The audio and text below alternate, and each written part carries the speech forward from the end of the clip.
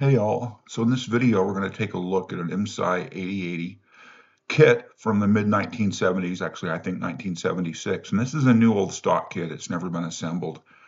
We're going to unbox it and inspect from a high level all of the components that are in the box. There's a couple things to note here. First, let's talk a bit about the channel. I'm working on rebranding the Shadowtron blog channel to Retro Tech Reboot. Right now, they're two independent channels, and they may stay that way. It also gives me a second channel in case my primary channel gets deleted because YouTube decides, bye-bye. So anyhow, it's November 2023. I've had the kit in my possession for a few months. Due to moving to a new home, all of this has been delayed. I still don't have my stuff, meaning I don't have a lab. So I'm actually sitting here in my front room recording this on a laptop. I'm using OBS, or Open Broadcast Studio, I believe it is, to record this video. This is new for me using this tool, so we'll see how it goes. Anyhow, let's talk a little bit about the IMSAI 8080. The IMSAI 8080 was sold as a kit computer starting in, I believe, 1975. It's considered by many to be the first clone computer on the market for hobbyists, and that it cloned the Altair 8800. The Altair 8800 is the machine that was on the cover of, I believe, Popular Electronics that spurred Microsoft into life. Paul Allen, Bill Gates saw it on a magazine cover, and on a PDP machine wrote a 8080 emulator and wrote a BASIC for it. That Altair is what resulted in Microsoft originally being founded in Albuquerque.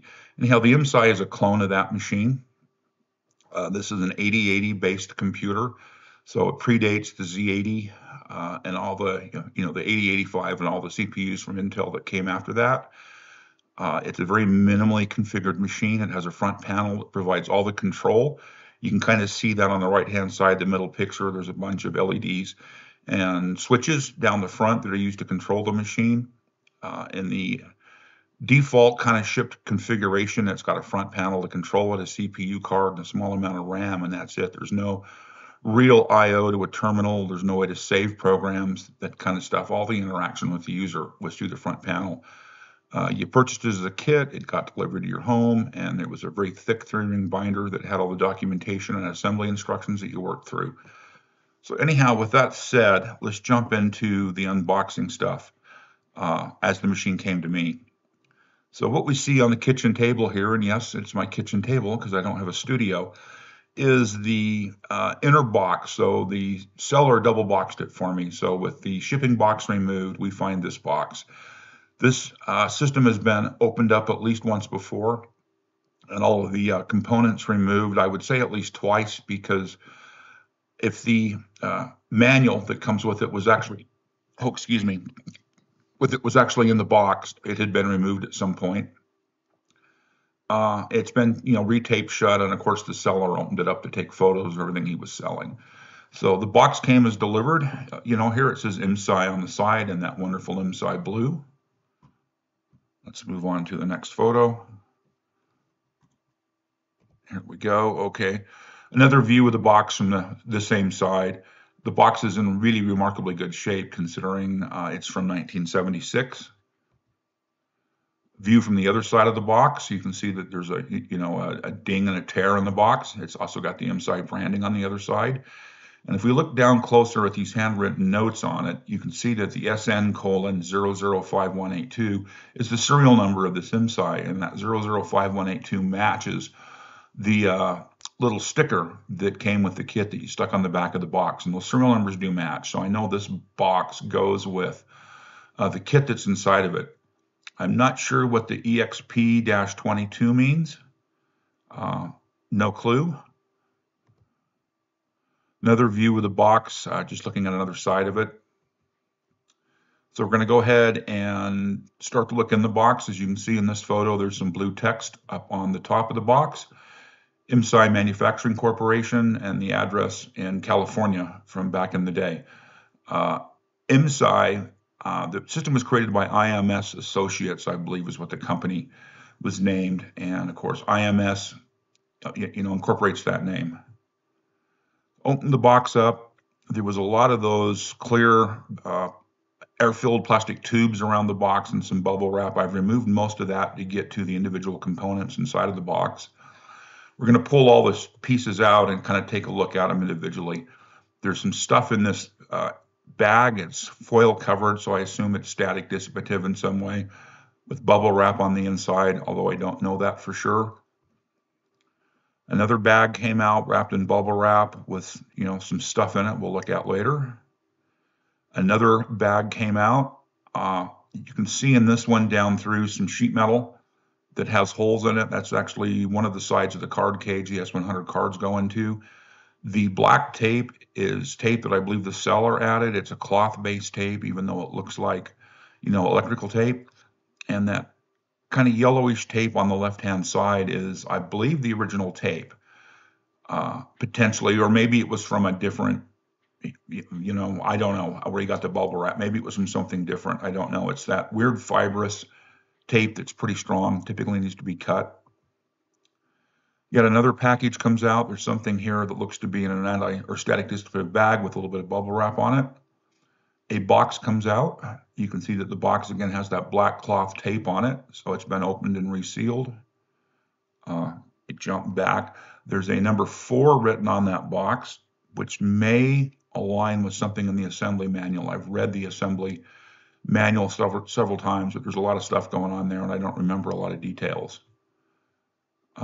We can see peeking up through the bubble wrap there on that box, the little blue tag that's partially hidden down there. That's the little sticker that goes on the back of the machine with the serial number on it. Yet another box comes out. This one appears to be potentially upside down because the manufacturing, indications for the box is on the bottom typically and is facing up there. The top side of that box, I believe this might even be a different box. I'm not sure, but yet another box. And finally, we get down to the blue lid for the machine. So this is the top of the machine. It's sitting in here upside down. It's got that wonderful IMSAI blue. It looks to be still in the original clear plastic. It was shipped in and there's been some bubble wrap added. I didn't remove all the bubble wrap from this for fear of scratching it, but it looked to be through the bubble wrap in absolutely excellent shape. Another box. This is one of the boxes removed from the machine, actually, and I think we're going to go ahead and open it up, take a peek at what's inside. So inside, we find some bubble wrap with some stuff down inside of it, and if we pull that stuff out, we see 5 parts bags. Starting in the upper left-hand corner, I believe that box or that package it contains the components for that front panel. So it's got the LEDs, the blue and red toggle switches, a bunch of TTL logic and discrete components in it. On the upper right is the MPU component. So that's the actual CPU board that holds the 8080 processor. And again, it's a bunch of TTL logic and an 8080 processor. Down to the bottom left-hand corner is a hardware bag. It is full of spacers and standoffs and screws. And there may be some electronics in it, I don't remember. You can see that bag has been previously opened and then resealed.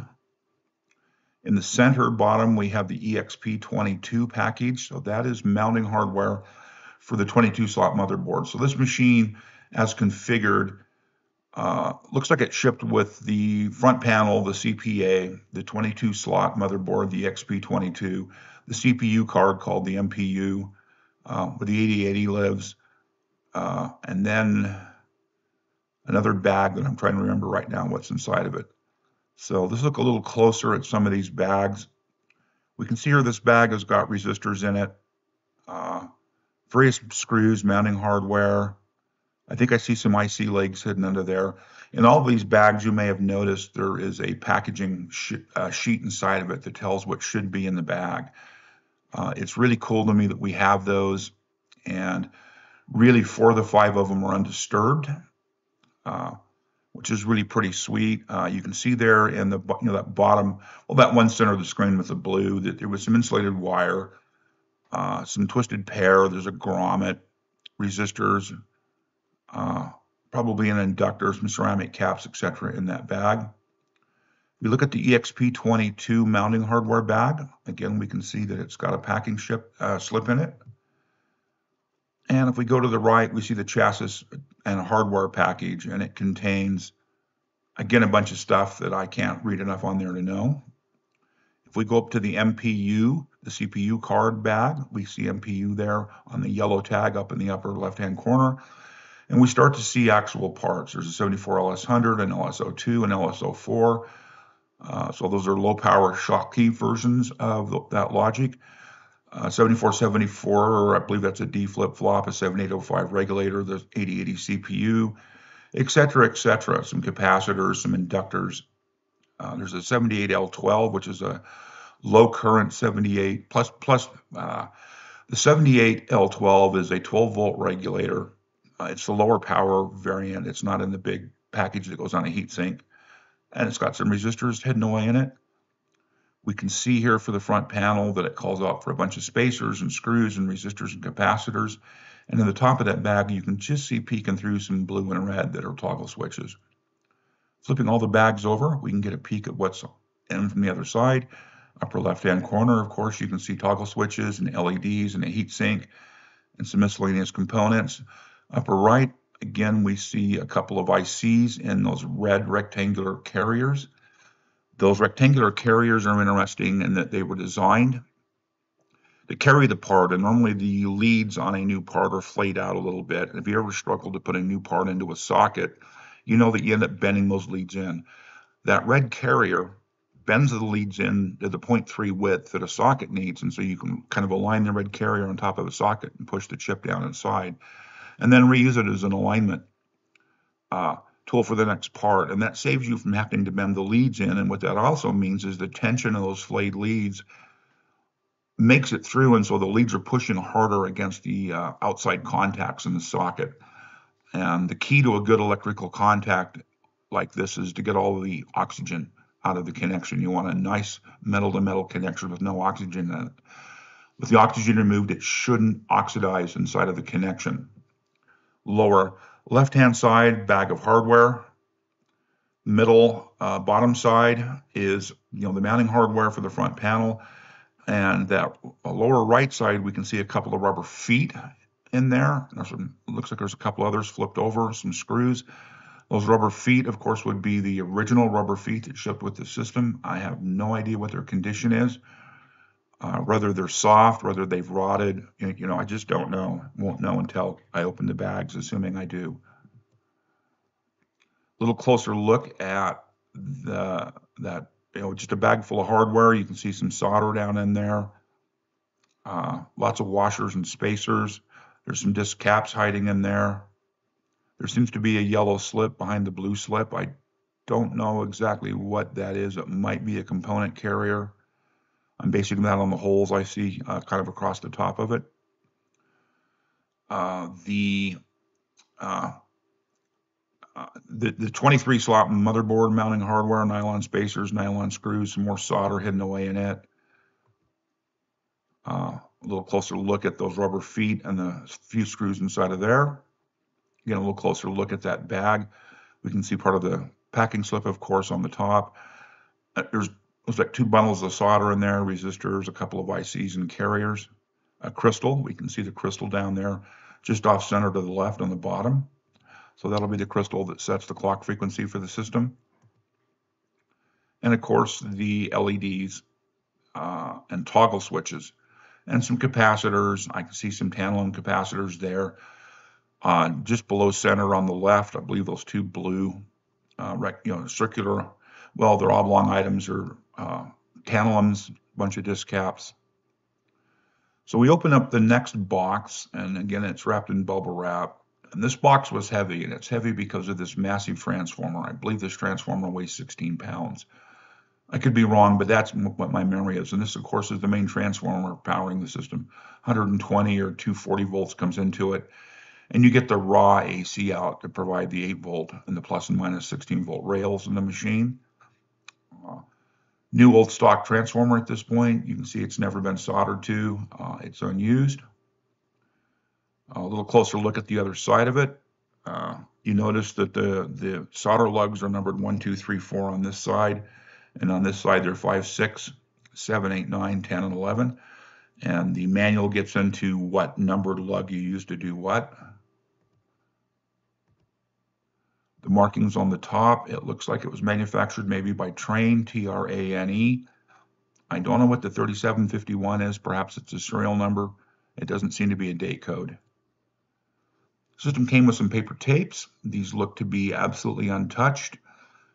There's a bootstrap loader, copyright 76 by IMS Associates Incorporated, and a SCS-1 revision 2. I don't know what SCS is, and I don't remember seeing it in the manual, and I haven't researched it, but it's obviously a longer paper tape. Paper tapes were typically used by a user on an ASR33 terminal. An ASR33 terminal is an electromechanical terminal. Yeah, I'm sure you've seen photos or in an operation that's kind of an off-brown color. It's got round circular keys with, the alphabet and numbers on them. It's got a printer at the top that actually prints your output. And on the side, you could have a paper tape reader punch. The paper tapes you can see are marked top and the direction to read them. You can see that little row of holes down the offset, from the center of the tape. That's for a sprocket that moves the tape forward. If you got the tape in upside down, you can see that sprocket wouldn't align. A little closer look at the labels on the tapes. The top label has come loose. The glue was let loose, and that label, is floating. The bottom one, the label is still attached. Bootstrap loader again. So we get down to the S100 card edge connector. So a quick description of the S100 bus is this. The S100 bus was defined by Altair when they designed and built the Altair 8800. It consists of one or more of these card edge connectors. Each one of the S100 cards plugs down into one of these connectors. Even though it's a 22-slot motherboard, the system had 6 connectors that came with it. The connectors are the black objects you see in the picture. If there's 100 pins, 2 rows of 50 out of the bottom that get soldered to a motherboard. Power is brought onto those cards from a couple of pins.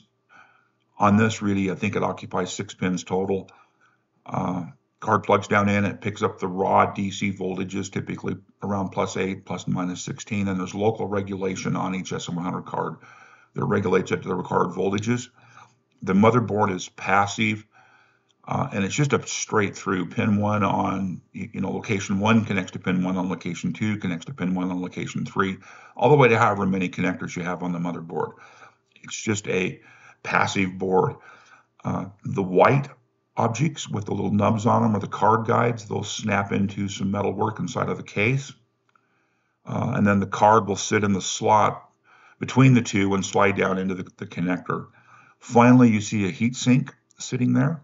That heat sink, as I recall, is for the diode bridge that's used in the 8-volt supply. That 8-volt supply is the raw power used to generate the +5 volt. The +5 is regulated on each one of the S100 cards, and in a fully blown system, that could be tens of amps. And so a lot of heat is generated in that bridge rectifier, and they supplied a heat sink to help remove that heat. A little closer look at the heat sink. The markings on those edge connectors, and of course you can see the pins in some more detail there. The 2 edge connectors, each one has 2 card guides in the bag, so these have never been opened. I don't know if the other 4 were in bags and opened or not. Again, I don't know the full history of the kit. And just kind of a look at the card guides, you can see that the little nibs have a slot in the middle so that the little pieces can bend in towards each other to snap into a mounting hole. These are the 2 sides around the card cage that, is where the cards go. There's one to the right and one to the left of the cards. The large holes in these are for airflow. There's a fan in the back of the system. Because each card could have 1 or more voltage regulator on it, each card could produce a lot of heat. If you've got 22 cards in the machine, that could be a significant amount of heat being generated. The small holes along the top and the bottom of these are where those little nubs on the card guide snap down into. Another little look at those. You can see that they are in excellent condition. There's no rust. I think they look probably as good as they did the day they were manufactured. They're just in excellent shape. Along the top of one of these is that danger high voltage and power supply section. That's because there's a power supply section. You can see it on the center right-hand photo. Along the right-hand side of that, you can see, if you look at that big transformer there, and then there's large filter caps on both sides of it. And because there's 120 volts available in there for those transformers, there is, quote, high voltage inside of there. A little closer look at that paper tag.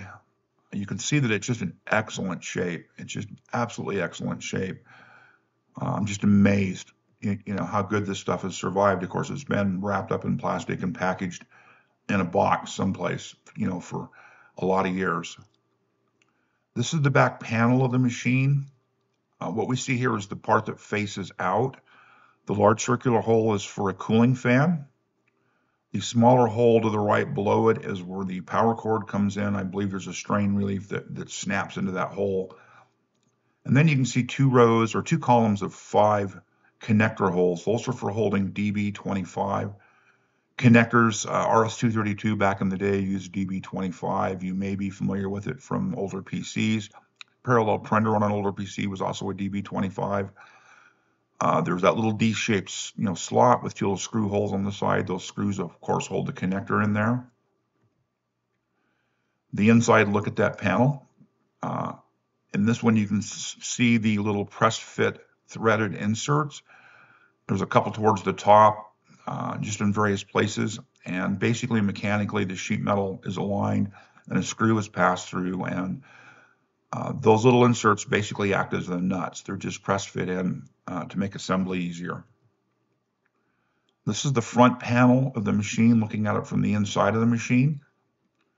That large slot in the bottom is used to create a space over the top of the motherboard. The front panel, the part with the switches mounts to this, mounts, I believe, to the other side.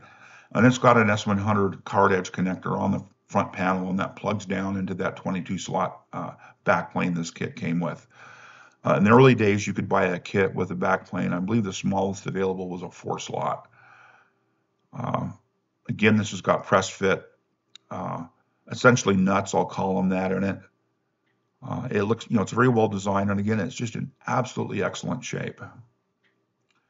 This is the front side of that control panel. It's upside down in the photo here. I believe it's upside down in the photo. Pretty sure it's upside down in the photo. I could be wrong. The front panel mounts onto this. There's some spacers and stuff that hold it on this side of it.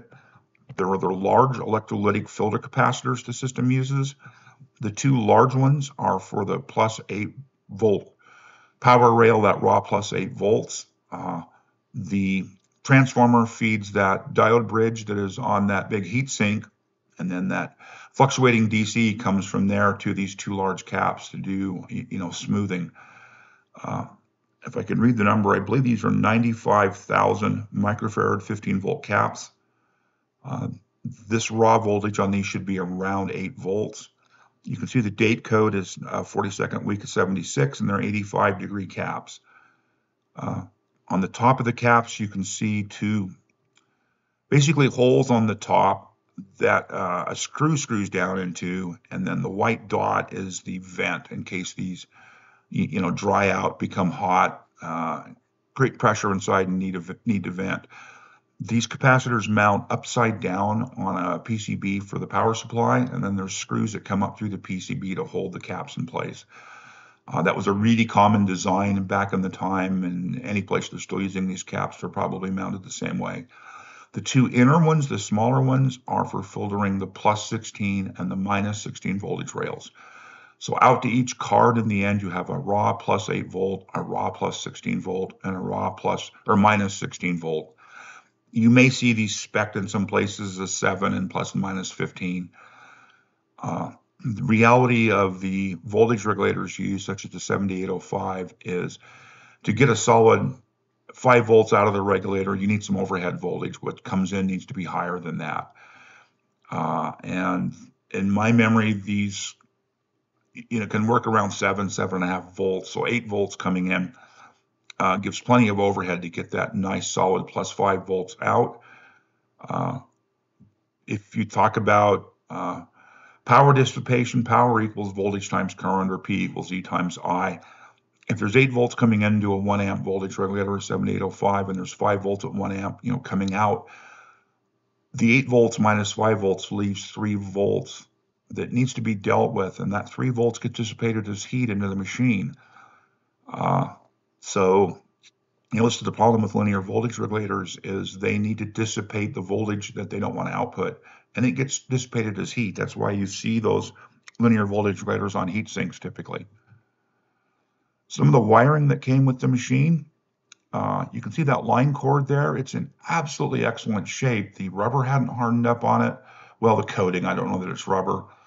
It was flexible. It seemed to be in relatively good shape. There's some brown kind of on that bottom center part of it that I think maybe there was some tape wrapped around there perhaps at one time. I haven't tried to clean it.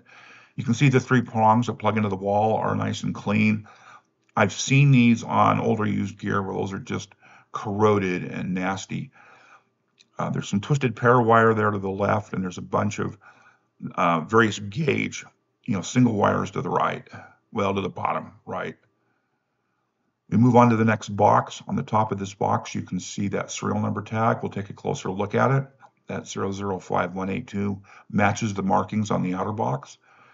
Again, kind of gives us knowledge that what's inside of this box is what was, meant to be inside of that shipping box.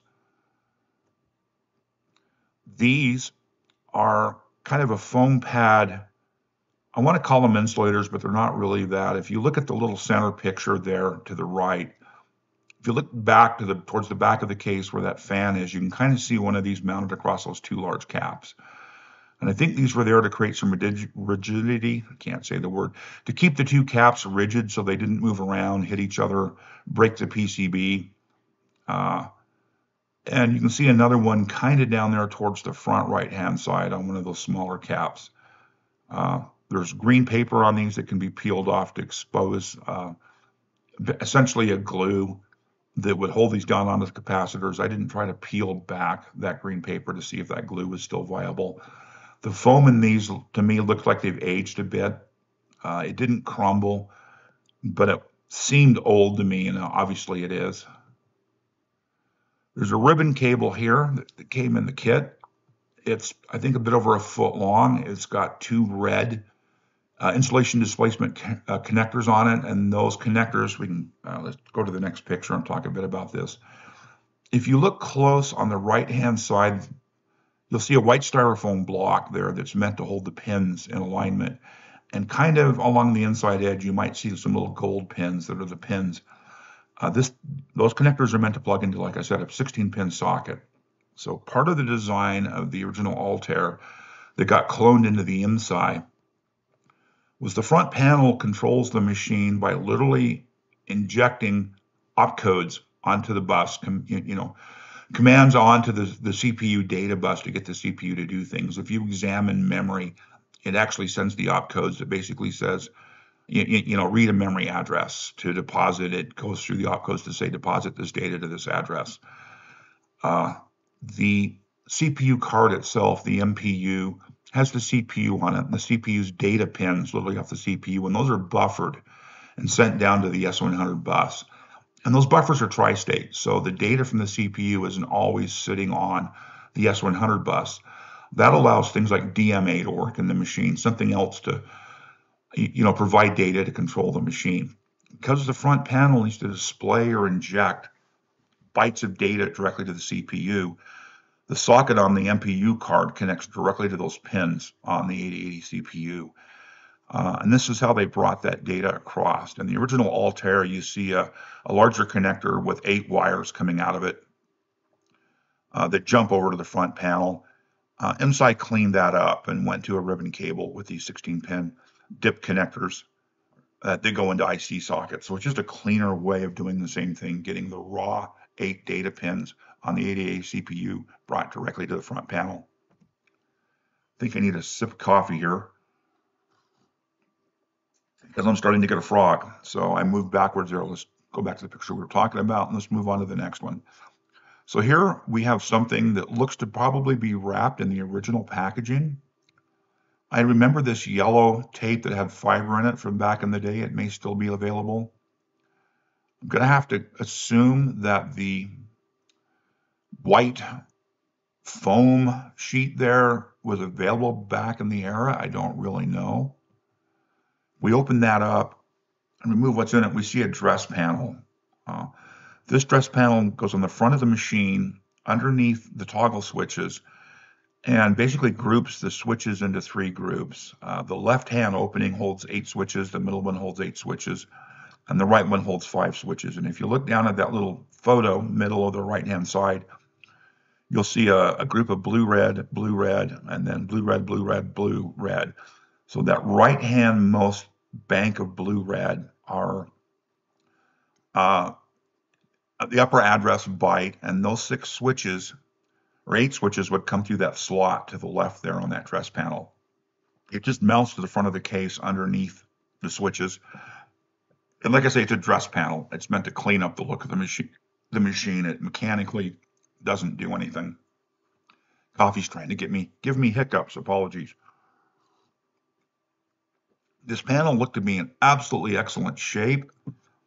I've seen reproductions that seem to have a crinkled finish to them, although I could be wrong.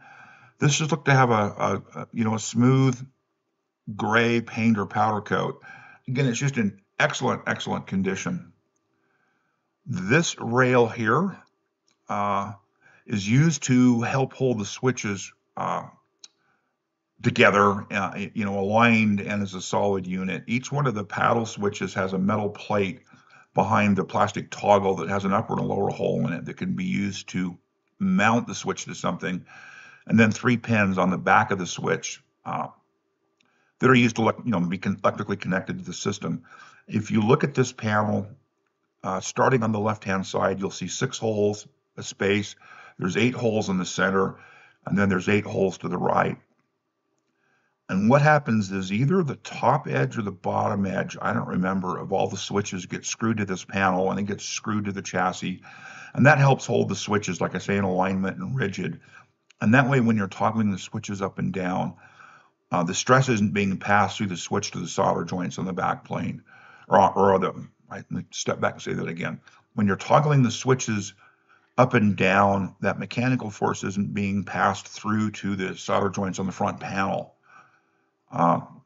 This metal plate and the way the switches are mounted to it should take up majority, if not all, of that stress, so that you don't eventually break those solder connections where the switches solder onto the front panel PCB.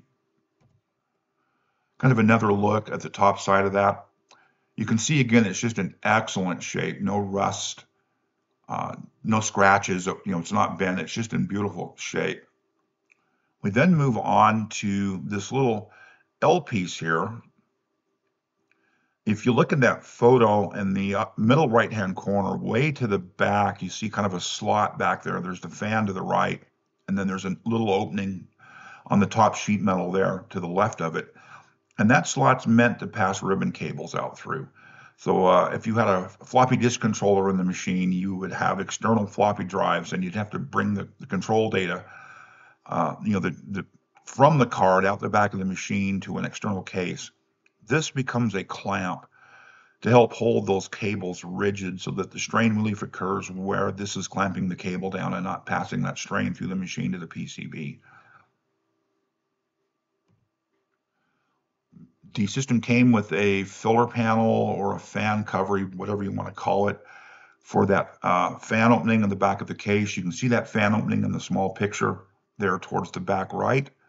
You could mount a cooling fan there, depending on how many cards and how much heat was being dissipated. That fan would blow the air out the back of the machine. The air would be drawn in through the side of the machine and then through those large holes that we saw in the side pieces for the card cage, across the cards and back out.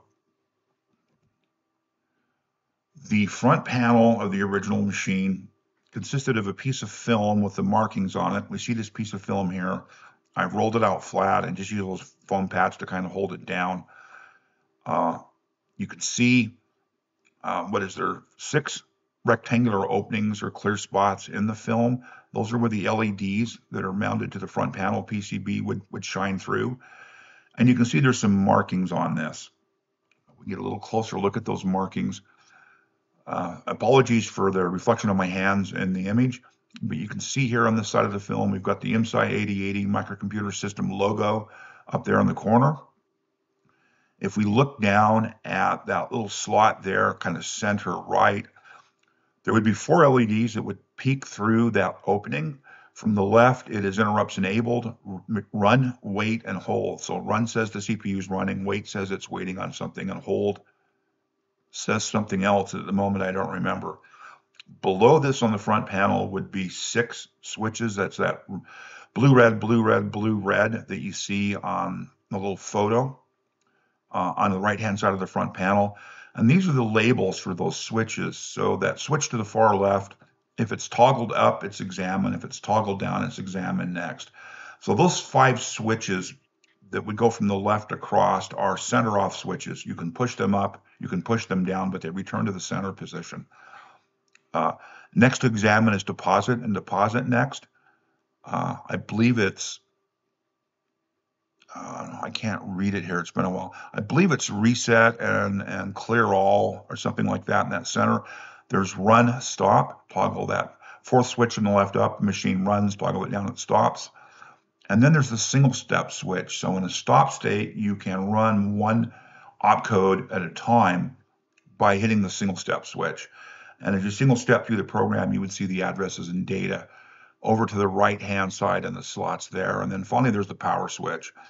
And if you look again at that little photo in the center, you can see the power switch doesn't have a toggle paddle pointing out. It's just got a red rocker, and it's a primary power switch. The 120 volts coming into the machine is brought to the front panel. It's connected to the switch and passed back into the power supply, which means there's 120 volts on that front panel, which is a little dangerous.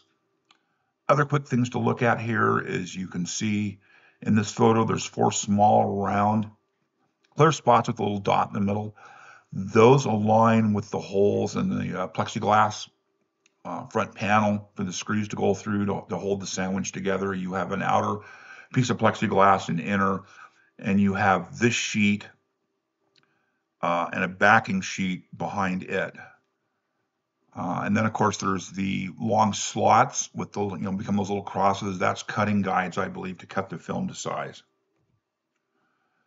Another look at the holes or the openings in the center. In kind of the center of the photo, you can see data bus, and it's got 0 through 7. That is data 0 through data 7 that is being seen on the data bus. That is fed directly from the CPU card through that ribbon cable we talked about. And below that, we see address bus A0 to A7, and then we see address bus repeated A8 all the way to A615, which is off the side of the screen. If you look above the address data block, there is a line with a couple of ends on it, and you see the numbers along the top of 1248, 1248. That's for hex decimal entry. Hex is 4 bits at a time. And below that, you see it broke up into 124, 124, 12. That's for octal. So if you were working in the early days with the 8080, the data books tended to have everything in octal. Eventually, it moved to hex. Hex is just easier to deal with. I think it's easier to think about. But octal was uncommon. Octal was really common on a lot of early machines. A lot of early machines had a very wide data word, where certain groups of bits would mean certain things. There's a few opcodes on the 8080 where the rightmost 2 bits in octal do something, and then the settings of the 3 bits and 3 bits gives more detail about what to do, and those were kind of decodable inside of your head. I think there's a better photo of this side. We'll talk about it a bit. Along the bottom opening below it, you see address bus 8 through 15, so that's the upper byte of the address bus. But below that little white bar, you see 0 to 7, and it says address / program data across the bottom there, below that marking.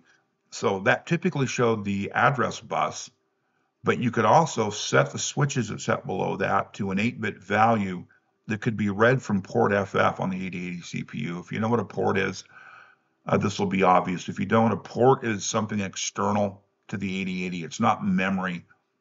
It is an addressable byte in a group of 256 bytes, and ports were usually, typically used to talk to things like serial cards, floppy controllers, etc. So it's an addressed byte that can be written to or read from the system. That programmed input there, those 8 switches could be read on port FF. And so the machine could read that byte of information, and that byte might have switch settings that say, it tells BASIC, I'm using this kind of serial card. It really depended on the software, but it gave you a control word that you could set before the machine was started. So in operation, you would reset the machine. You would set the addresses that you wanted across the 16 switches.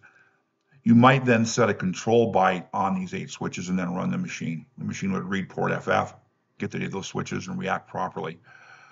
Along the top of the 3 of those, you see programmed output, and that's the output of port FF.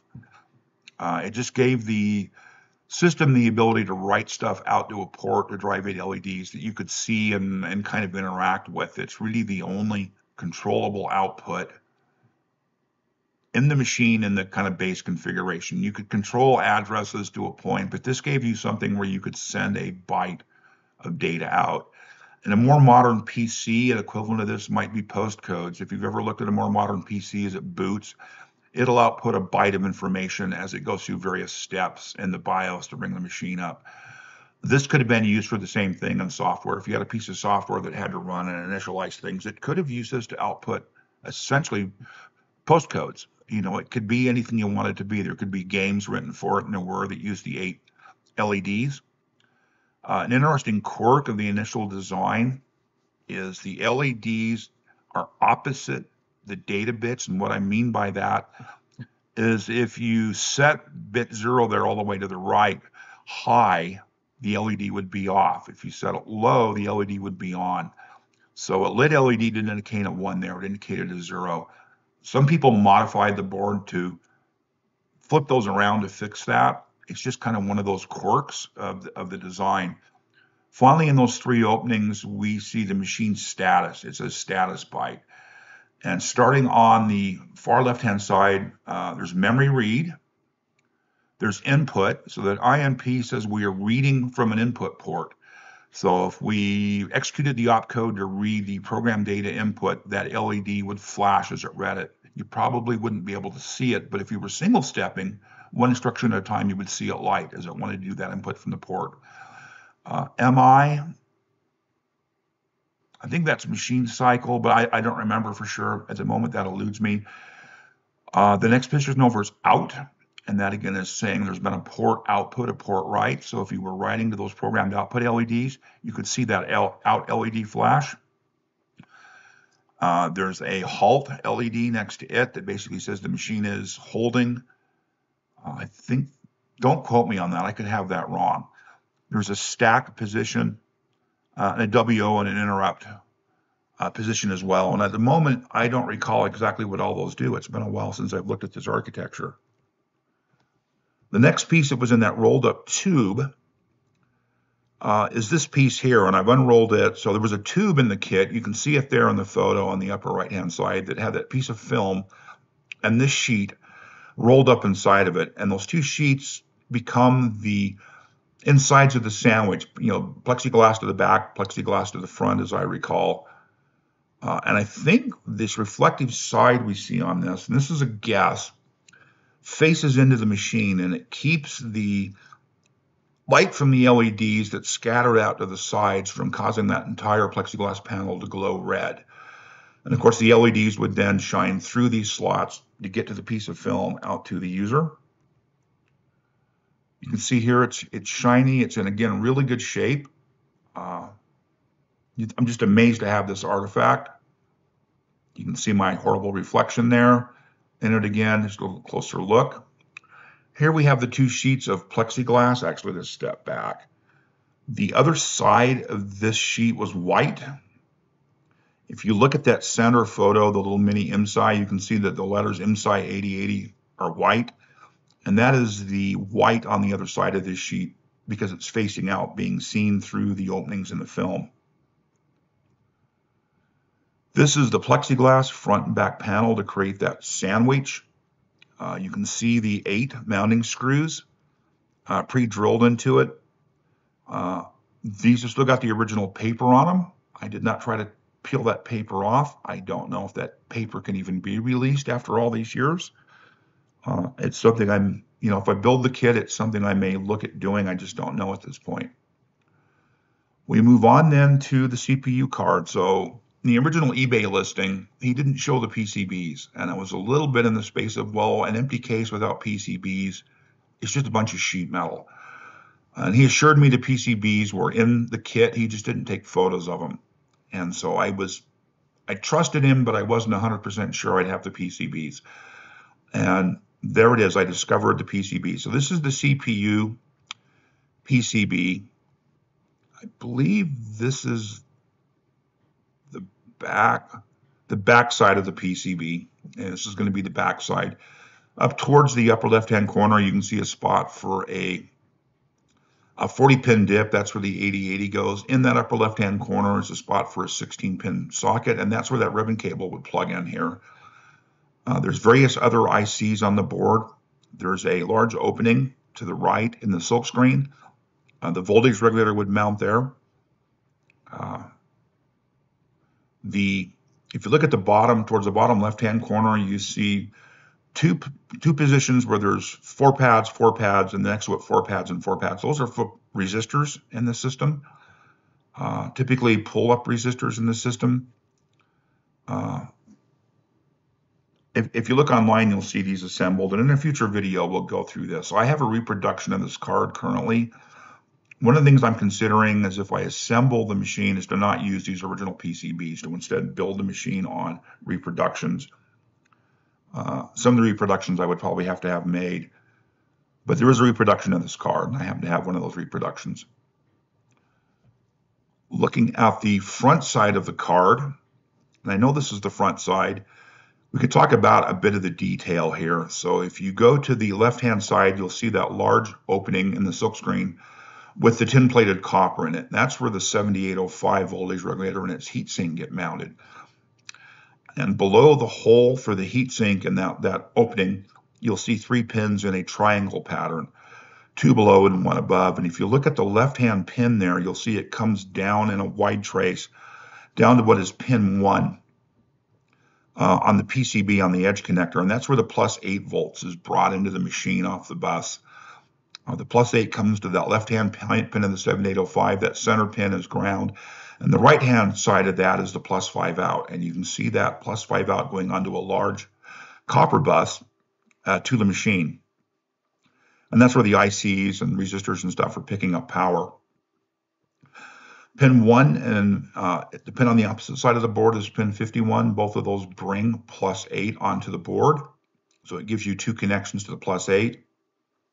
Because the system could draw a lot of current, or a board could draw a lot of current, getting a good electrical connection matters. If we go to the right-hand side of that edge connector, we also see a pin coming up on the the far right that connects into a wide trace. That's where ground is picked up on the machine, and that's pin 50 and 100s on the other side of the board. And pin 50 and 100 are connected together, and they bring ground onto the board. If we go back to the left-hand side of the board, you see that pin 1 where the plus 8's brought in. Next to it on pin 2 is also a power pin. I believe that's the minus 16 volts. It might be the plus 16. I don't remember for sure. But that plus and minus 16 are brought in there on that, that left-hand side of the board. So we have a CPU board. It looked to be in excellent shape. The gold plating might have been a little bit tarnished. I didn't remove it from the bag, just left it in the bag as is, but the board looked clean and assemblable. The gold plating, the tin plate that you see on all the pad locations and that large opening to the left, it's tin plating on top of copper, and the tin is not, as far as I could see, oxidized much, which is really nice. We move on to the power supply board. So this is the board where the filter capacitors, that diode bridge, actually a couple of diode bridges, etc., mount to. Starting from the left-hand side, towards the bottom of the left-hand side, you see a large hole in the board. That's for a mounting screw. Towards the center of the left-hand side, you see two large pads that seem to be connected together, and above them two more, and they're offset at kind of weird angles. Those are the holes where the screws would come up from the bottom of the board for one of those big electrolytic capacitors to get screwed down onto the board. The electrolytics, I believe, would be on this side of the board, although I could have that wrong. I don't remember if this is top or bottom, honestly, at this point. There's multiple holes there because different capacitors would have different spacings between the mounting lugs built into the capacitor. And so this would allow you to use different caps, kind of, the size of the cap you have rotated around. I know that those two to the left, so there's a set, and then a little bit right of it's another set. Those are for that plus and minus 16 volt capacitors. And based on what I'm seeing here, this is the bottom side of the board. I'm sure of that looking at the board layout in the little photo. So the screws would come in from this side, the capacitors would be on the other side, and the screws would engage into the threaded part of that large electrolytic capacitor to hold it to the board. Towards the center-ish left, you see four large holes. The transformer gets mounted to the chassis, but this board is captured also in those mounting screws, and that's where the transformer screws would go through to hold the transformer. To the center right, we have a large opening in the silk screen with four holes in it. That's where that diode bridge for the plus 8 volt supply mounts, along with its heatsink.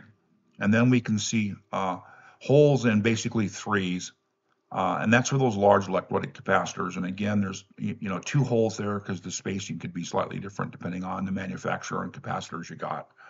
So things like this little detail here where they're thinking about different capacitors are a clue to me that the person or people who designed this had more experience perhaps with PCB design and fitting components. The Altair, in my mind, didn't reflect that as well. It wasn't as well a thought through design perhaps. This may have also been, these additional design details may have been simply somebody learning from the Altair design and iterating on that. Remember, the IMSAI is essentially a clone electrically of the Altair, although it's got a larger capacity power supply. Jump into the next photo. This then would be the top side of that board. So this would be the side the capacitors are mounted to. The transformer would stand above this side. I think all the components on the power supply are on this side. There's various holes around the edges of the board that bring power in and power out and make all the connections to the transformer and into the S100 bus. This is the front panel PCB.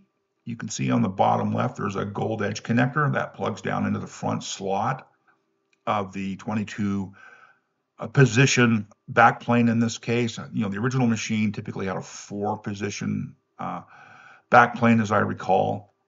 4 positions was pretty limiting because you immediately lost one to the front panel. You lost a second one to the CPU. You had to have some RAM, so you lost a third one and some amount of RAM, and now you got one slot left. And it's hard to get a floppy controller and additional I/O and kind of stuff in one slot. So, the backplanes grew pretty quickly, the capacity, so you could get a mix of cards. As I recall, the original IMSAI 8080 kit as shipped came with a 1K RAM card. So not a lot of RAM. Anyhow, this is the front panel card. You can see that edge connector that plugs into the front slot of the backplane. If you look along the bottom, you'll see vertical groups of 3 larger pads. That's where the various switches get soldered to the board. So you'll see a group of 8 from the left, a group of 8 in the center, and a group of 6 to the right. If you go to that rightmost switch position, you'll see heavy traces that come up to 2 large pads in the upper right-hand corner of the board. That's where the 120 volts passes through that switch to power the system on and off. There's again an opening in the solder mask, mid-right side of the board, with 3 pads in a triangle shape again. And that's where I'm assuming a 7805 voltage regulator would mount. If you look at this board closely, you'll also see on the left edge and the right edge, two mounting holes along the edge. And if you look closely in the center, you'll see four more. And that's where the screws that pass through the plexiglass sandwich on the front of the machine, through this board, and then into that metal backing plate that the entire front panel is screwed into. This board, again, was in excellent condition.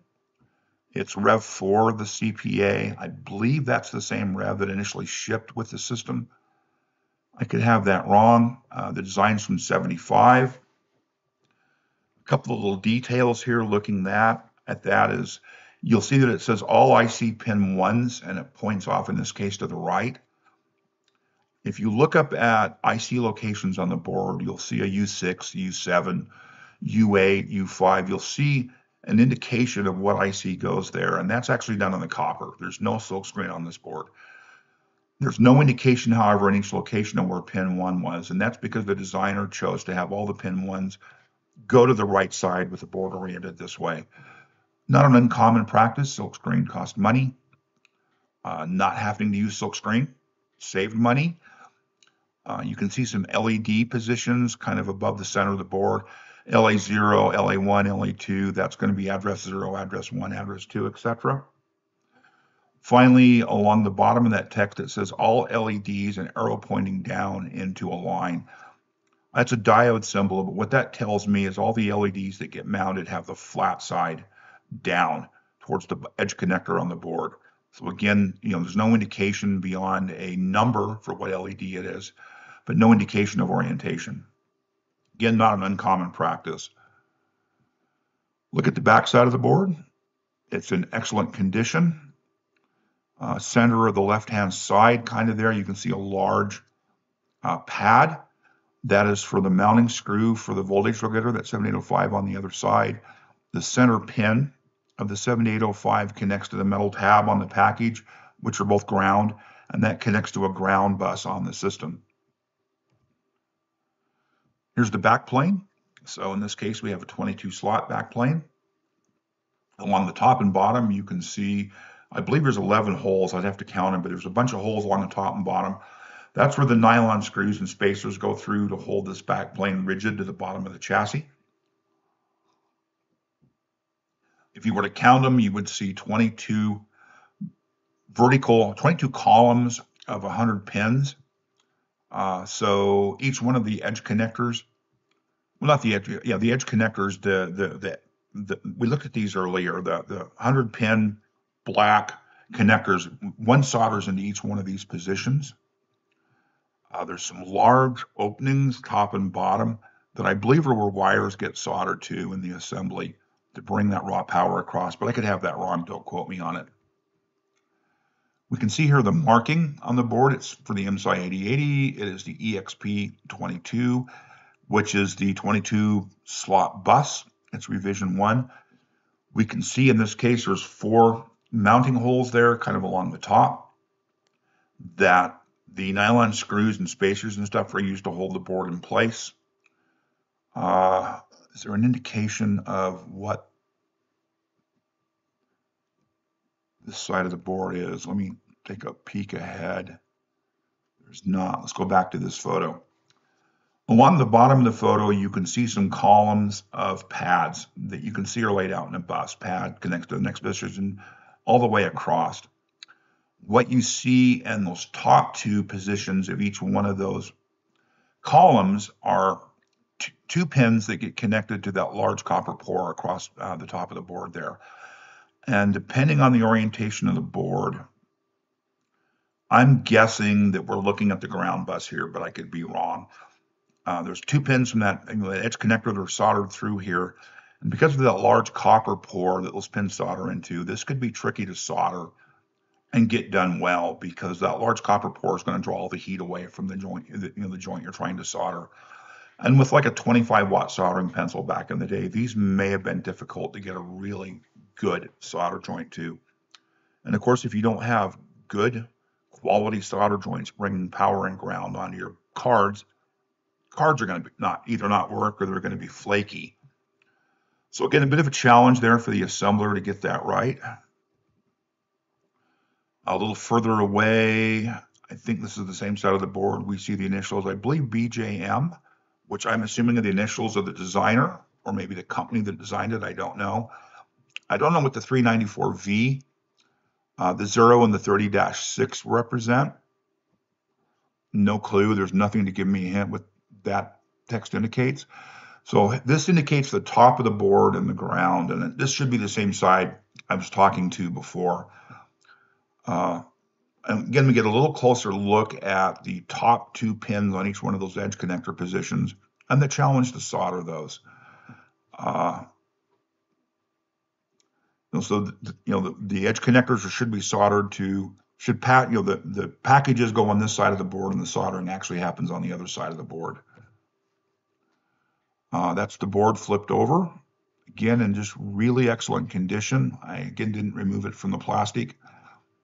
Didn't want to get fingerprints and stuff on it by removing it.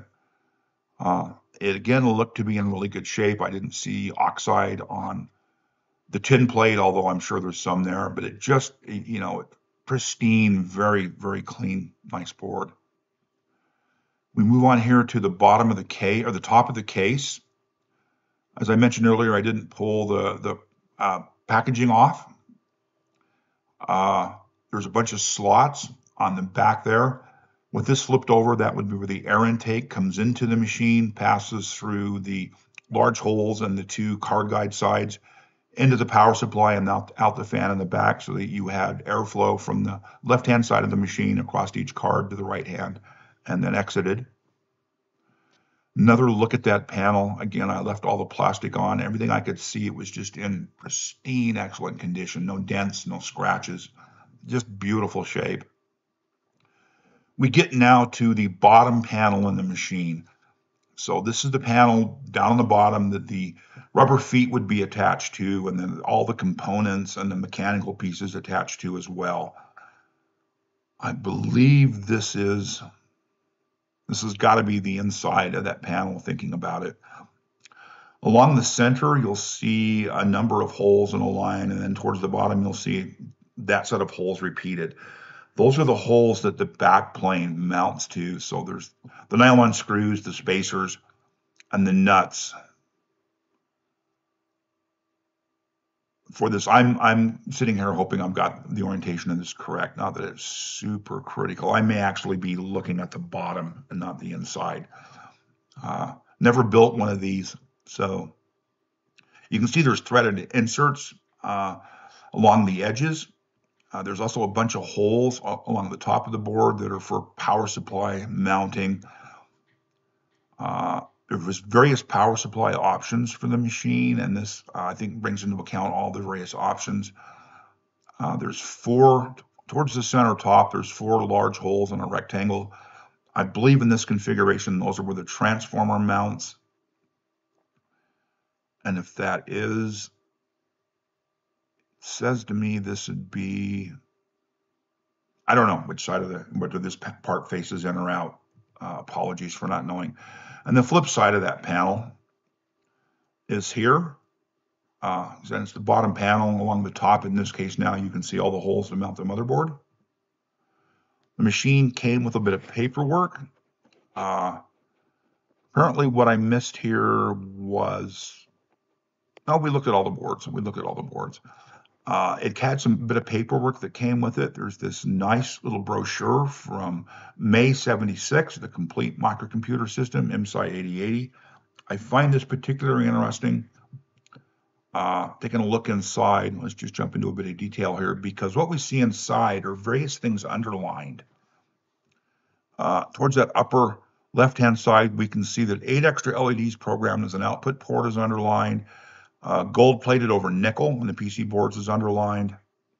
174 variants of 78 instructions. There's a bunch of stuff underlined here. And my guess is, you used to be able to buy these machines retail. You could go into a computer source, sit down with a salesman, and actually buy a machine. And with the sales guy, he could sit down and talk you through the brochure and talk about specifications and that kind of stuff. And I'm guessing all the underlying stuff here was from a conversation like that.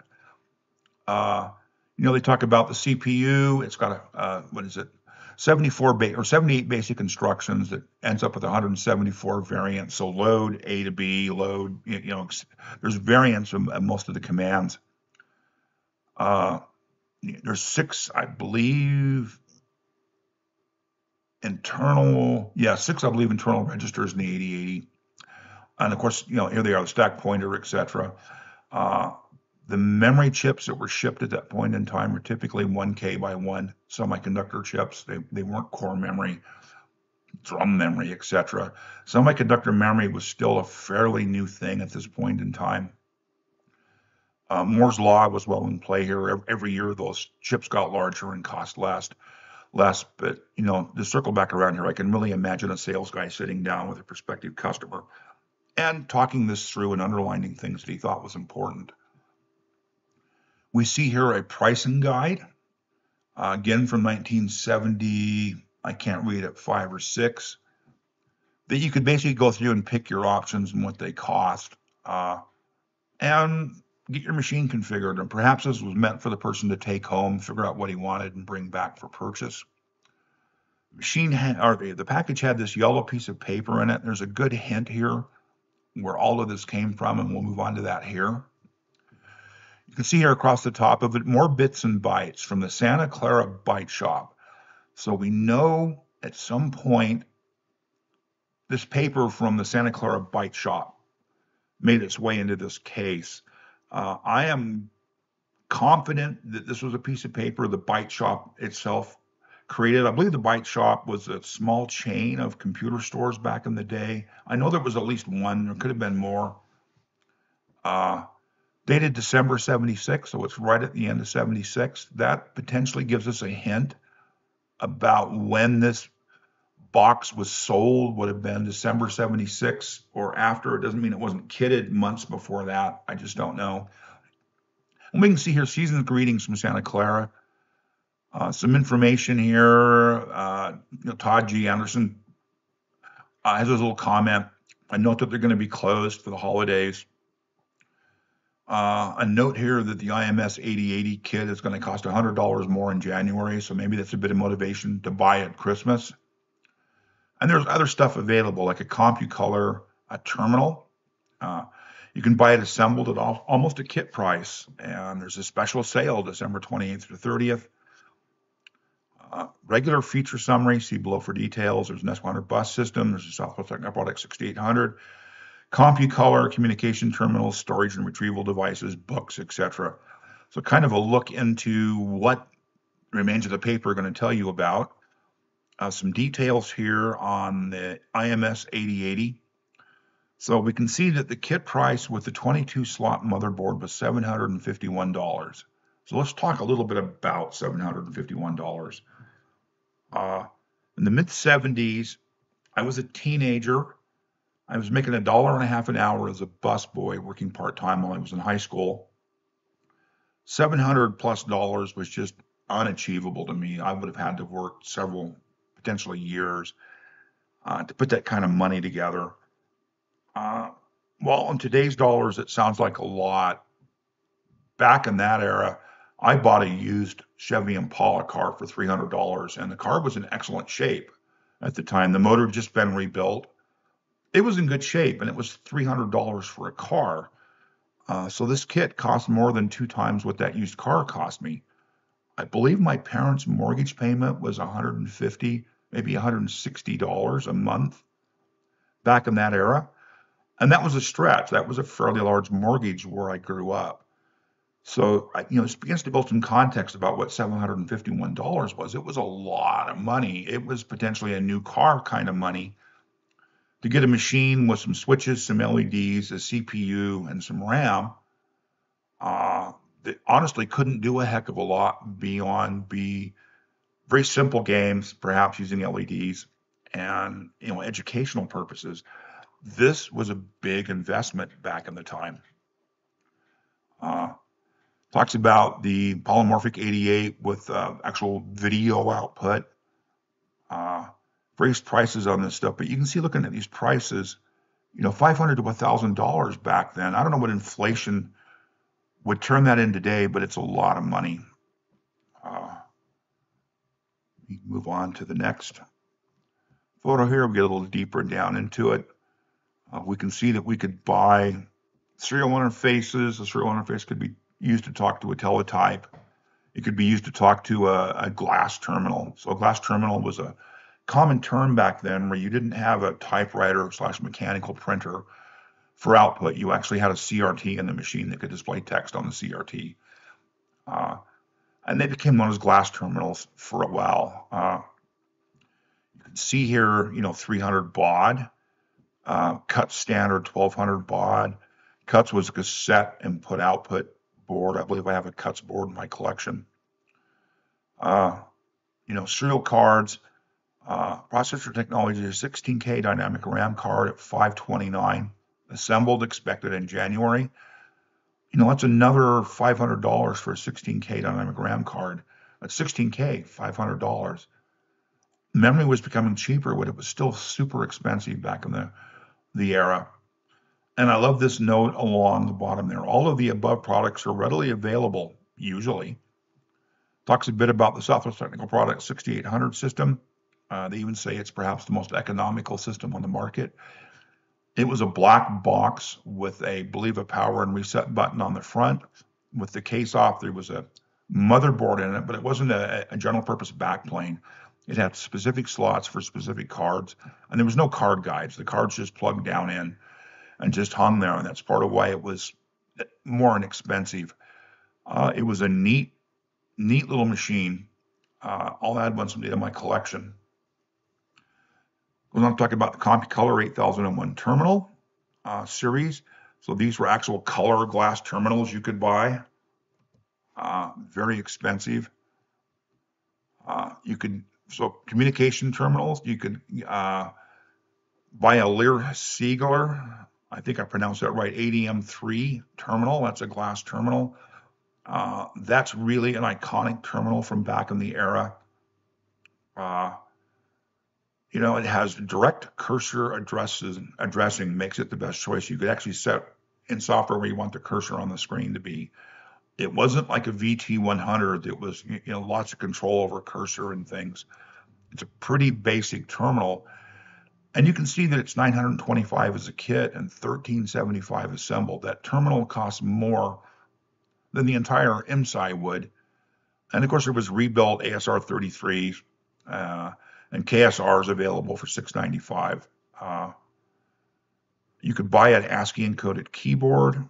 These were relatively inexpensive in comparison for $60 or $90 with an enclosure and connector. So you could potentially have an ASCII input keyboard that would get connected potentially to a port on the machine via an interface card, but you needed an output. You needed to be able to see something on a screen or on a typewriter. And there was boards that began to become available then. So, and of course, Adam Osborne's books on microcomputers. Adam Osborne went on to design the Osborne 1. I think the Osborne 2 never came available. Dr. Dobbs was a common magazine. Byte was a common magazine. So just pretty cool to have that piece of paper in here to set some provenance for this system. I look at this piece of paper, we see Byte Shop written on it. My assumption is whoever was thinking about buying the machine, we looked at that brochure, which had underlined text in it, which made me think a sales guy. We have the yellow paper, and we have this handwritten paper here, and I think this is really cool. Byte Shop. I can't read the next word. There's Santa Clara. There's 4K written there, which would mean 4K of RAM. I'm assuming that says assembled $699. Kit probably at $599. That's 4K. That's 4K bytes. That's not more 4 megs or 4 gigs. That's 4K.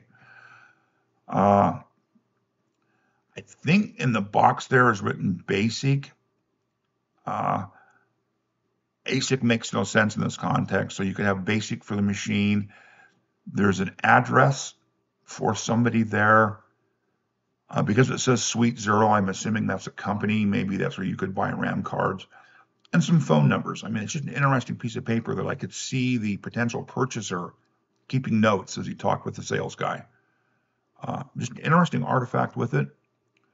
And finally, we move on to a sales document.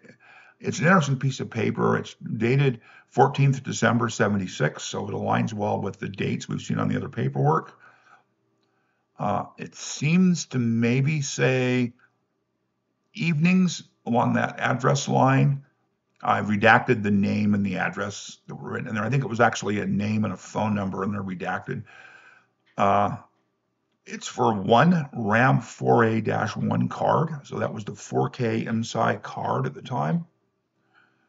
And it says no deposits. And I'm not sure if that means they're not taking deposits, it's cash only, or if the potential purchaser didn't make a deposit. I find it interesting that the amount is scratched out there in red. We can actually look a little further here, a little closer at this. Not sure why that is scratched out. That was quite potentially because RAMs were getting larger and larger in capacity. Speeds were becoming faster and faster, and the prices were coming way down. Again, this was the era of Moore's Law. We'd get twice the capacity at half the cost, every year, every 2 years, whatever Moore's Law specifically said.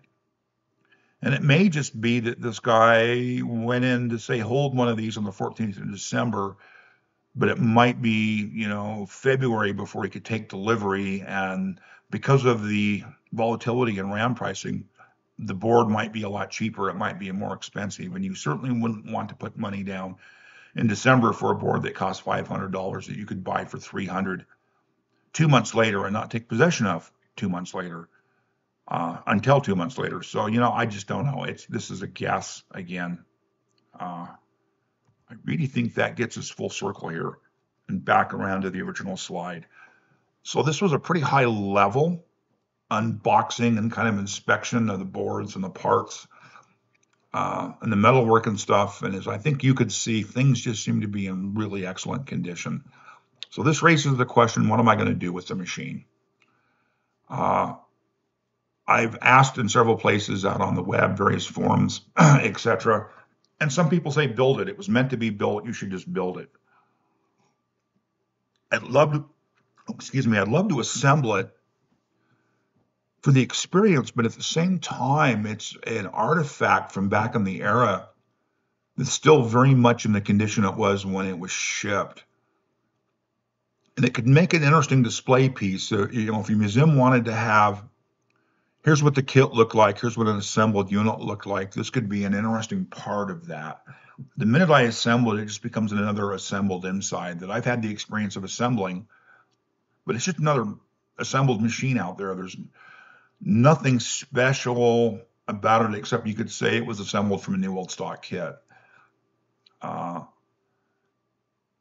of me, I think I alluded to earlier, doesn't want to solder on the original PCBs. You can get an MPU, the CPU card reproduction. It's available out there. You can even get parts for it and kitted parts for it. Like I said, I've got a blank board. I don't think I have the parts kit. It's a nice reproduction. So if I was going to try to make the system run at some level, I could use that card. The front panel for a clone might make a lot of sense. I think there might be a couple of ICs on that front panel that are very hard to find. So it might require some design changes. I don't know. Switches for that front panel are potentially a problem. It's unclear to me whether the company that currently holds the IMSAI copyrights, I don't think they hold it as IP. I think they hold it as copyrights. Cares if I was to sell switches or not as a kit, if somebody was or not. They have a website. The date every year seems to be updated, the copyright date on the website. It still talks about from a decade ago about new kits are coming. The guy that runs the site hasn't responded to email that I know of in years. There's still some replacement plastic toggles for the switches. You see them pop up on eBay at about $18 or $20 a paddle. I don't know if those are new old stock or not. That website has a list of things you can buy that I've never seen the quantity change on. I don't think anybody can actually make contact to purchase those things. I don't know if that person would care or not care if this kit was cloned. There is a source for the switches out in the world. I won't go into any detail beyond that. That match the colors really well, that are essentially, the same switches just produced in the modern world. Those can be purchased for, yeah, in a smallish quantity. They're not super expensive. So there are switches available that would complete a front panel well, at least for the, the look and feel of the switches. It's unclear to me if I would need special permission to sell those with a kit or not. There seems to be an indication that permission is somehow required. I haven't dug deep into that. So a reproduction front panel might or might not be a problem. I don't know. We now come on to the backplane and the power supply. So let's talk about the power supply first. The huge transformer in that power supply is unavailable. The only way to get that transformer would be to have them custom wound, and that would be extremely expensive. Those large electrolytic caps are hard to find. I think almost impossible anymore to find as new old stock. You could reproduce the PCB, but I doubt you could actually build it to be identical. I've thought about maybe designing a card that would take modern switching power supplies that could be dropped down in, same mounting holes, same positions to pick up power and stuff to the system, and just be a drop-in replacement. That might be a nice upgrade for people who have IMSAIs who would like a more reliable power supply. That might be an option. I just don't see cloning the original power supply board as a viable thing, just because you're not going to be able to stuff it. You're not going to get all the components you need. So that limits the ability to have a true clone. We move on to the 22 slot backplane, the EXP22. The edge connectors that get soldered to that board, those 100-pin connectors, are hard to find and becoming more and more rare. They come up from time to time. I can say a decade ago, I was buying connectors like that, 100 pieces for, I want to say, about $20 delivered. Somebody had boxes and boxes of them. And I bought several boxes on eBay back in the time, and I've given a lot away. I've still got a few left for me. The problem with those connectors is the space. You've got the two rows of pins that are parallel to each other. The spacing between those two parallel rows is not fixed. It's not the same for all the connectors. And I know the ones the IMSAI used are not the same width as the ones the Altair used. You can get reproduction Altair connectors through, I think it's JM Precision out of Europe. And you can get reproduction backplanes for the Altair through him as well. If I was to, if somebody was to completely clone that EXP22 motherboard, you may not be able to get the edge connectors for it. So there again is a problem. If you can't get the connectors, the PCB doesn't do you much good. So a clone is potentially unviable, especially if you're trying to, produce a quantity of them. You could change the design to use a different edge connector. That's viable. There's lots, well, not lots, there's several more modern designed backplane boards out there that at the time they were designed, there was accessibility to connectors. I don't know if those connectors are still available or not. S100computers.com. There was a couple done through there. There's a course used. S100 bus, motherboards out there, you see them on eBay, but people want extremely crazy prices for them. And I think the S100 spec called for 3/4 of an inch spacing between boards, but even that wasn't necessarily universal. The film could be reproduced. It is a sheet of film. It's not black and white, it's black and clear. So the carrier is clear and the emulsion is black. That could potentially be reproduced. It could be done as a silk screen. There's all kinds of ways it could be done. I've seen hints that maybe somebody else has already done that. Card guides or something close to them, the nylon pieces could be found.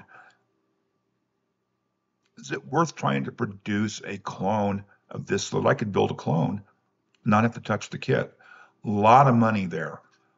There are companies that I could send the sheet metal components to that can laser scan them, create the drawings, and reproduce them actually, which would be very cool. I'm told it's not super expensive, but it's obviously not cheap.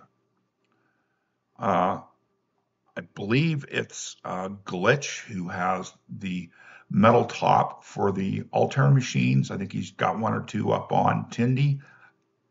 And I think he's looking at $300 a piece. And I'm guessing he wants that much because it cost, very close to that to have those, few reproductions made.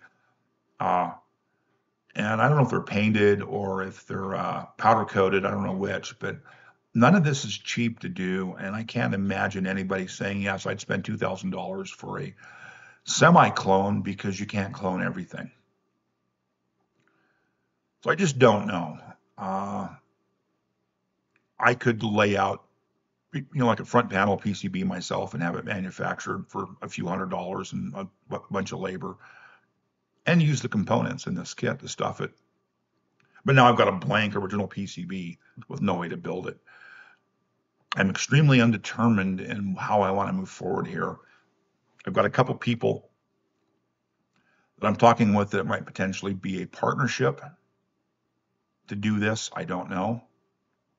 I'm talking about all of this because I'd really like to see in comments, would somebody say, I'd love to build as close a clone as you could build, and I'd be willing to pay as much as $200 for it, as much as $500 for it, as much as $1,000 for it.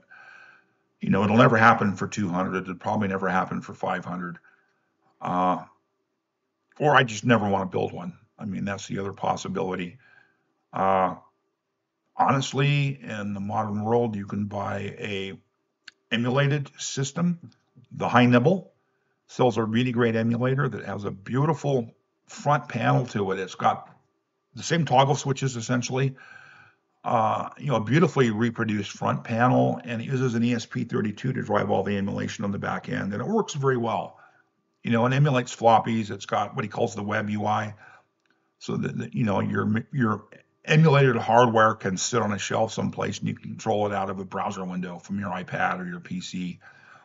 And it's a really solid, well done emulation. I believe the core engine's built upon Udo Monk's emulator.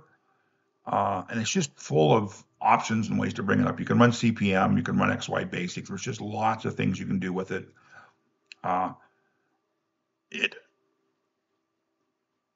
There's hardware, so there's another ESP-based 32 system for it that emulates a VT100 and a Tech 4000 series, I believe it is terminal, etc. That's extremely well done as well, and something I use in a number of places, again from the High Nibble, that can honestly, with that emulator and a VGA monitor and a PS2 keyboard or even a USB keyboard, you've got a really good emulation in the system. You're not touching boards. You're not dealing with the unreliability of old hardware. Maybe that's sufficient in the world, and even trying to clone this kit makes no sense. I've read threads where they talk about the S100 community seems to be slowly dying off, and how did they create interest in younger people to get into S100 computing?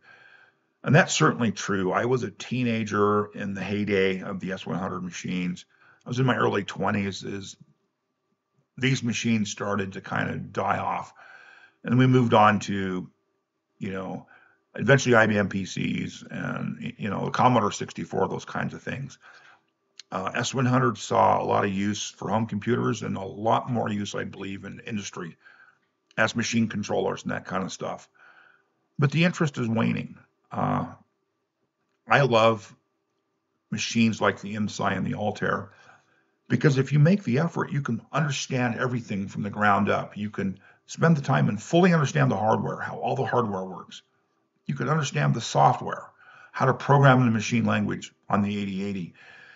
You spend time with the front panel and how it's designed. You can understand how it controls the system. It's an opportunity to completely understand every component, every bit of software in a system. You don't see that in like the Raspberry Pi. You've got a machine there. It's fairly closed. It's highly complex. For one person to understand everything the hardware could do there and every bit of software ever written for it would be nearly impossible, if not impossible, in my opinion. And you don't need to understand all those details to use it. To push an IMSAI to its limits and really use the machine fully, you really need to understand everything about it and everything about, the hardware, how the processor works, all that, to really, as an individual, push the machine to its limits. I personally love that kind of environment where I can learn and learn and learn and learn. A lot of people don't. A lot of people want to flip switch and play and flip the switch off and walk away. So I've droned on and on here for ages. If you've gotten this far, I appreciate it. If you give me a like, I appreciate it. If you dislike the video, then dislike the video. It won't, break my heart. Let me know in the comments what you think. If some kind of a clone might make sense. Some kind of a semi-clone with a little more modern stuff in it might make sense. A physical machine could be built that's half the depth with, say, a 10 slot motherboard. So it's more shelf compatible. It's more workbench compatible. And with a couple of more modern cards that exist out there, you could build a very capable machine fairly easily. There's the FTC Plus that could be used to emulate floppy drives. I mean, there's just a lot of stuff available. So again, please, I'm droning on and on. Leave me some comments. Let me know what you think. This video series will continue on. I want to do a deep dive into the front panel, how it interacts with the machine, maybe a deep dive into the S100 bus, etc., as I work towards deciding what to do with the kit. Anyhow, I need to wrap this up because I've droned on and on and on. And we'll talk soon.